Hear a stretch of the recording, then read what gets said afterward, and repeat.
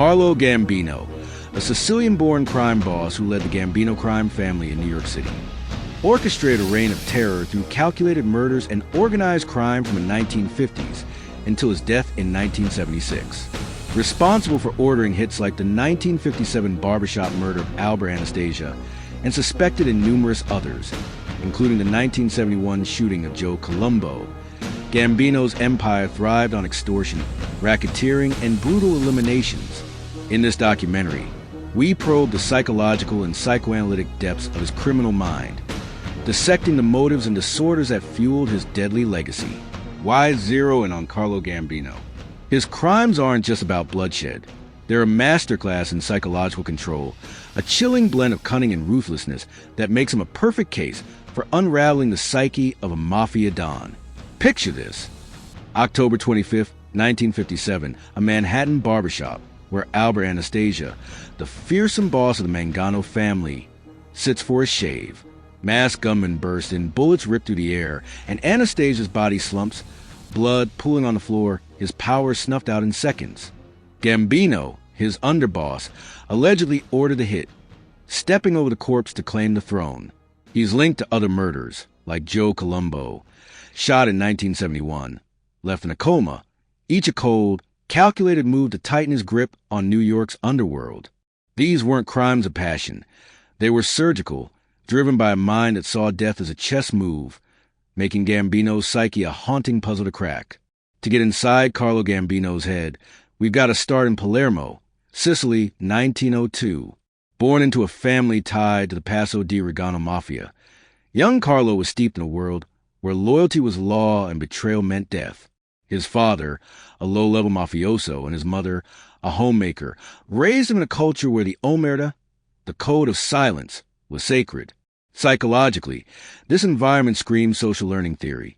Kids mimic what they see, and Carlo saw power won through fear. Growing up in Sicily's cutthroat underworld, he learned early that violence was currency. By his teens, he was a hitman, allegedly made into the mafia before fleeing to America in 1921 to escape Mussolini's crackdowns. In New York, living with cousins in Little Italy, Gambino dove into bootlegging during Prohibition, working under bosses like Salvatore, Toto, D'Aquila, and Joe Masuria. Attachment theory suggests his lack of a warm, stable family. His parents were distant, his world chaotic, stunted his empathy, fostering a cold pragmatism. He dropped out of high school, prioritizing crime over education, a sign of antisocial tendencies taking root. His early arrests, like one in 1930 for larceny in Massachusetts, show a kid already comfortable breaking rules. Psychoanalytically, this could point to a defensive grandiosity, where young Carlo, feeling powerless in a harsh world, embraced the mafia's promise of control and respect, setting the stage for a life of calculated violence. Gambino didn't just kill. He orchestrated death like a conductor. Each hit a note in his symphony of power. His motives?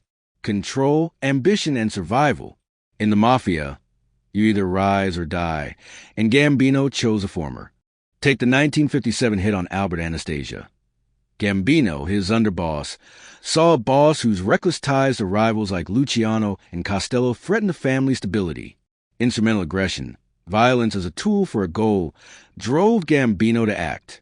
He didn't pull the trigger. He delegated, using his Machiavellian traits, cunning manipulation, and strategic planning to stay clean. Psychoanalytically, this reflects projection.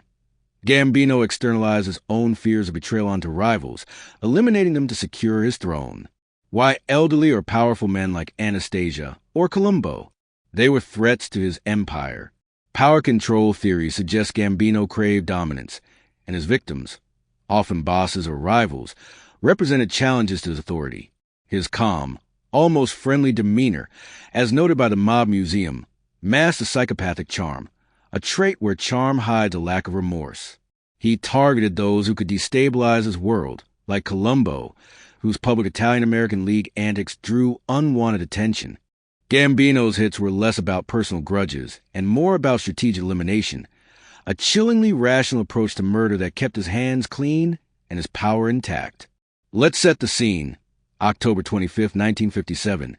The Park Sheraton Hotel barbershop in Manhattan. Albert Anastasia, the Mad Hatter of the mob, reclines in a barber's chair, face lathered, eyes closed. Suddenly, 3 masked gunmen storm in, shoving the barber aside. Bullets explode. 6 shots tear into Anastasia's head, chest, and back. He lunges at his attackers, but he's fighting shadows, hitting the mirror as blood sprays across the tiles. It was over in seconds, a witness told police, the New York Times. The shop smelled like gunpowder and death. Gambino, miles away, was untouchable, the puppet master who ordered the hit through Joe Prophesy and Crazy Joe Gallo, per Wikipedia. Or consider Joe Colombo, 1971, at a Columbus Circle rally. A gunman, disguised as a photographer, fires point-blank into Colombo's head, leaving him in a coma for 7 years until his death. Blood poured from his skull. An onlooker told the Times. The crowd screamed. Chaos everywhere. Gambino, suspected of ordering the hit, stayed in the shadows, his involvement whispered but never proven. These scenes weren't just violent. They were theatrical, designed to send a message. Cross Gambino, and you're done. His compartmentalization, separating his family man facade from his killer's instinct, let him order such horrors without blinking, a hallmark of psychopathy. Gambino's mind was a fortress of control and calculation. Psychopathy likely defined him, a lack of empathy, superficial charm, and a knack for manipulation, as described by the FBI's profiling of serial offenders.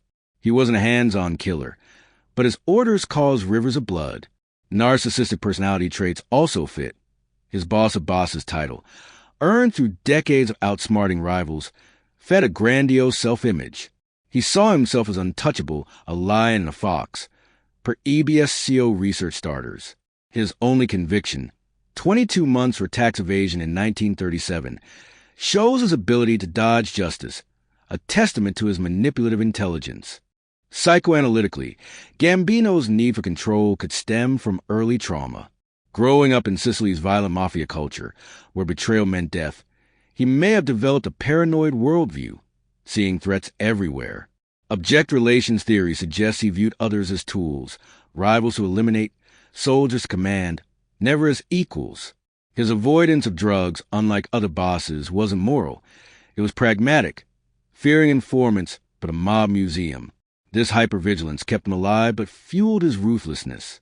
His family life, married to cousin Catherine Castellano, raising 4 kids, seems normal, but splitting let him separate his loving father role from the Don who ordered executions, a chilling duality. Gambino was a ghost, slipping through the FBI's fingers for decades. Despite 16 arrests, only the 1937 tax evasion charge stuck. Overturned on appeal.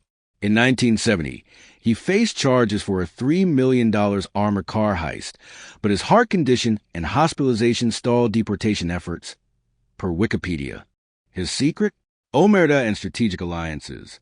He forged ties with bosses in Chicago, New Orleans, and beyond, creating a network that shielded him. He offered FBI agents coffee when they came to arrest him. The mob museum notes, a move that disarmed and deflected. Police wiretaps, like those in 1970, caught his voice but never enough to convict. By 1976, heart disease caught what the law couldn't. On October 15th, Gambino died quietly at his Long Island home, surrounded by family, no jail cell in sight. His death sparked chaos. His chosen successor, Paul Castellano, was gunned down in 1985 by John Gotti. The New York Times, proving Gambino's iron grip was unmatched. His funeral drew hundreds, a testament to his power, yet no charges ever stuck for his murders. He was a Teflon Don before Gotti, a killer who walked free, leaving bodies and questions in his wake. Gambino's life was a masterclass in Machiavellian ethics. The ends justify the means. From an existentialist view, he embraces freedom to shape his world, but in bad faith per Sartre, denying the moral weight of his choices. He treated rivals as objects, violating Kant's imperative to see others as ends, not means. His empire, built on fear, reflects a nihilistic rejection of universal values. Life was a game, and he played to win. His quiet death, untouched by justice, raises a haunting question. Does evil triumph when it evades punishment? Gambino's legacy is a paradox. A man who built an empire on blood, yet died in peace, leaving us to grapple with the cost of unchecked power. Picture the barbershop mirror, cracked from Anastasia's dying lunge, or Colombo's blood-staining Columbus Circle. Gambino's crimes weren't just murders. They were a reign of terror, orchestrated by a mind that saw death as strategy. Psychologically, he's a study in psychopathy and control, a man who turned loyalty into a weapon. Philosophically, he's a mirror to our fascination with power, a reminder that evil can wear a smile. This documentary leaves your heart pounding, your mind racing. How does a man like Gambino sleep at night? And what does his freedom say about our world?